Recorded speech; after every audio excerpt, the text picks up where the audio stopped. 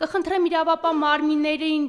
անդրադառնան այն հարցերին, թե ինչպես սպային դանակահարածը կարող է այսօր զբաղեցնել պաշտպանության նախարարի պաշտոնը, թող իրավապահները մի հատ ճշտեն ինչ հոդվածով է նա արձակվել եւ արդյոք նա կարա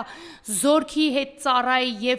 զորք ղեկավարի, դա մեկ։ Երկրորդ հարցս կուզենամ անդրադառնամ, որ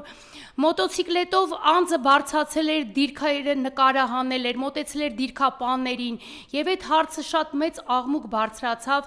ամբողջ համացանցում, ինչ պատասխան տվեցին, ինչ իրավական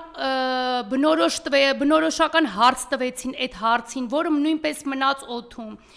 Երրորդ հարցս կանդրադառնամ, որ եւ կխնդրեմ դիմեմ նաեւ տիկին դատախազին, որ 1 տարի առաջ ուսուցչուհին իր քաղաքի ռազմական ոստիկանության պետ Բագրատ Տունյացի հետ մեկտեղ ոտքս արգելեցին զինվորական հոսպիտալ, որը առաջացրեց իմ առողջական մեծ վտանգ սպառնաց առողջությանս, կյանքիս վտանգ սպառնաց, որից հետո առողջությունս կտրուկ վատացավ, ասեմ, որ ես ինքս օնկոհիվանդ եմ,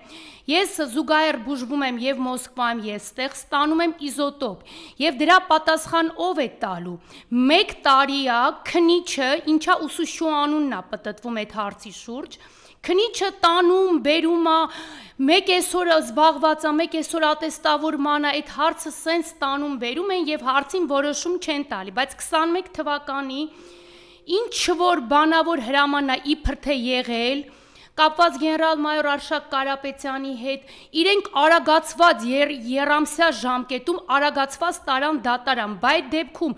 ուսուցչուհին պետք է պատասխան չտա, որ կյանքը սպառնացել է, կյանքից վտանգ է սպառնացել, ով պետք է դրա տեղը պատասխան տա։